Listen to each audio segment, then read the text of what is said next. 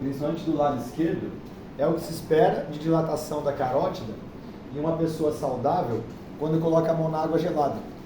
Normalmente a gente pensa assim, aumentei simpático, vai ter vasoconstrição. Depende do leito. E no caso de fluxo sanguíneo para o encéfalo, a ideia é que aumente. Então, a vasodilatação na carótida faz todo sentido. E aí estão os mecanismos, receptores, que não interessa tanto para nós agora. Mas o que se sabe na literatura é que pessoas que não são saudáveis, com risco cardiovascular aumentado, ao invés de ter vasodilatação, ou não tem nada, ou tem vasoconstrição. E isso é o que acontece também, de forma muito parecida, nas coronárias. Em outras palavras, fazer esse teste na carótida pode indicar para nós o que aconteceria nas coronárias. Legal. Não à toa pessoas têm muito infarto no frio. Legal. Então elas acabam tendo essa resposta inadequada lá, porque tem um risco aumentado. Mas isso já se sabe com o CPT, né? Já se sabe com essa mão na água gelada. E um estresse mental, será que causa esse tipo de resposta também? Então esse era o principal objetivo. A gente avaliou também a hemodinâmica e a parte autonômica. Aqui tem coisa do teste.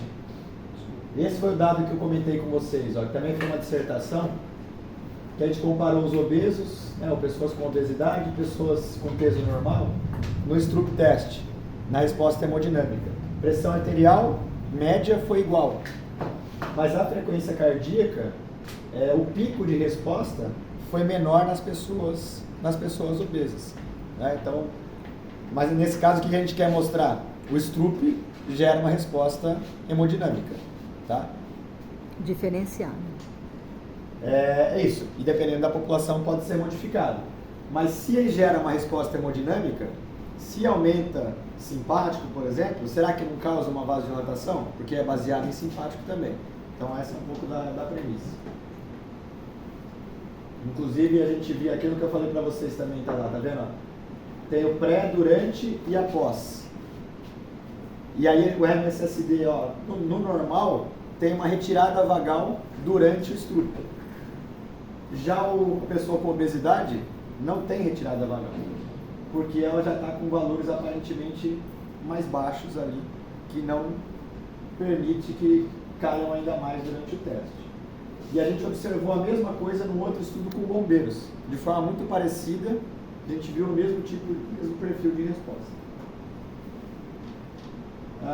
Então aí a pergunta de pesquisa seria essa, mas eu vou passar aqui só para vocês verem mais ou menos como é que a gente fez.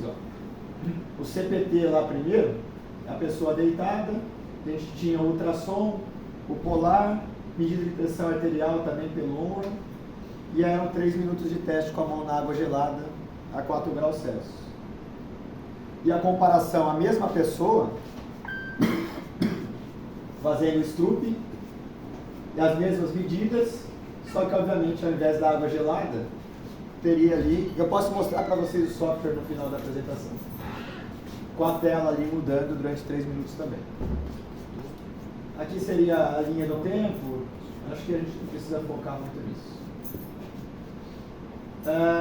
Aqui seria a ideia de caracterização, né? Então 20 adultos, eram 10 mulheres, sem doenças crônicas, né? Ativas, etc, etc.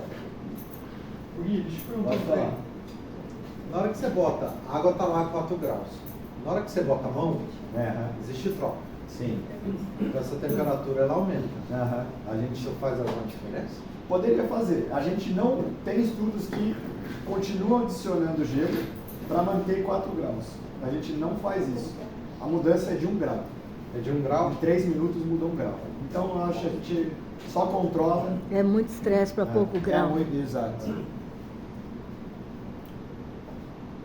Aqui então são esses dados que talvez para hoje não sejam os mais interessantes, mas que a gente achou bem bacana o resultado. Se a gente pega a magnitude de resposta da carótida, foi igual. Então, tanto o estresse físico quanto o estresse mental geram vasodilatação nessas pessoas que são saudáveis. Pelo menos na maioria, né? Se vocês olharem, tem alguns ali que deu vasoconstrição. Mas na maioria, vasodilatação e de forma parecida. Eu diria que tem uma tendência de maior dilatação no CPT, né, que é o da água gelada, mas não deu diferença estatística. Mas o que é bacana observar? Se a gente olha ao longo do tempo, o pico de resposta não foi no mesmo momento. Olha onde está lá o pico de resposta do Stroop. É no início do teste. Vai começar o teste, já dilatou. Porque já tem simpático ali ativado, já tem antecipação. O físico, ele demora e é lá no segundo minuto de teste que vai ter o pico. Isso já está bem consolidado na literatura. Porque a informação aferente ali deve ser mais lenta para poder... Ela vai ativando esses nossos receptores, né? Esses receptores aí para poder gerar uma vasoconstrição, e aí o pico de resposta vai ser lá no segundo minuto. Faz sentido. E aí isso tem mais ou menos um paralelo com a resposta hemodinâmica. Se a gente olha, aqui só está a pressão arterial média, tá? Mas, não sei se tem, deixa eu ver aqui, não cheguei a colocar, mas eu posso falar para vocês. Notem que a resposta é maior no CPT do que no Stroop. Só que é mais lenta. Só que se eu pegar separadamente, a sistólica nos dois não muda tanto. O que acontece é que a diastólica no CPT é maior. Então quer dizer que a resistência periférica está aumentando mais nessa situação. Então a pressão arterial média ela é maior no CPT, muito em função da diastólica aumentada. Vocês mediram a pressão com Oron? Que não é o ideal, né? Se a gente tivesse o finomíter, a gente publicaria até melhor o estudo. E olha a frequência cardíaca, que bacana que fica. O CPT aumenta, mas muito pouco. Então veja aquela ideia, aumentou no primeiro minuto, no segundo minuto já está voltando para o basal, porque já é o reflexo acontecendo para eu ter essa resposta. E aí o que a gente tem nesse momento? Quer dizer que o simpático está reduzido? Não, porque a pressão continua aumentando. Então nessa situação a gente tem provavelmente uma coativação simpático parasimpático. Só que o parasimpático influencia muito mais o coração, enquanto que o simpático ele vai influenciar tanto o coração quanto o vaso. Tá? Não são em muitas situações que isso acontece, mas é a proposta, e não nossa, já tem na literatura essa proposta para o CPT. Agora no Stroop, aumenta mais a frequência, o pico é também no início, então gerando essa antecipação. E, por mais que ela esteja caindo ao longo do teste, ela continua aumentada. Então isso indica que eu não tenho uma resposta reflexa, eu não tenho uma ativação parasimpática durante o Stroop. É mais ou menos, talvez, como exercício físico. É uma ideia de talvez o limiar está sendo alterado para essa circunstância aqui. É uma hipótese que poderia ser testada, que a gente aposta, digamos assim. E agora o paralelo com a modulação autonômica. Então, tanto pelo HF em log, quanto a MSSD, a gente não transformou em log, o que a gente nota? Que o CPT pouco muda. Ele tem uma mínima queda lá no início, mas nem foi significativo. Ou, perdão, é significativo até, mas não é tão grande assim. Já o Stroop tem uma queda muito maior. Então, a retirada vagal acontece e ela permanece durante o teste inteiro. No CPT isso não é observado. Então, aí se a gente volta lá na frequência cardíaca, bate muito bem com os dados. E aí, a ideia, né, que eu não especifiquei muito, mas está vendo, minuto a minuto, e lá também, minuto a minuto. Tá? Na verdade, só para explicar melhor, o A, né, nesse caso, significa o Stroop contra o basal. E o B é um contra o outro grupo. Então, para ser mais específico, o CPT não deu diferença com relação ao basal, só quem deu diferença foi o Stroop, e os dois grupos são diferentes, ou os dois grupos não, né? As duas intervenções são diferentes ao longo do teste inteiro. O CPT só foi diferente em relação ao basal na recuperação, né? Então, isso indica que minimamente mudou, porque ele teve uma mínima retomada vagal. Aquele aumento ali é uma retomada vagal. Só que durante o teste a gente não consegue observar de maneira muito pronunciada.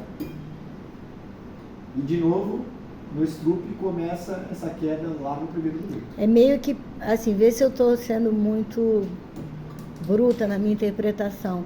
O Stroop consegue mimetizar, o estresse mental do Stroop conseguiu mimetizar mais o estresse do exercício É isso. do que o estímulo de dor.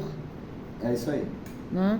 Porque a gente passa, pensar na tradução para a vida, a gente passa estresse de dor, de estresse mental e o estresse do exercício, né? Que para o nosso corpo tudo é estresse, né?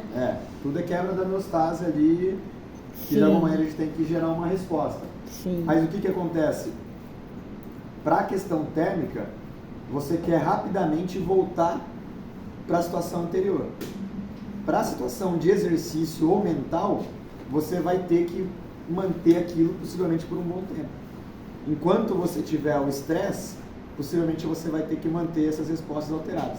E aí por isso você não tem um reflexo.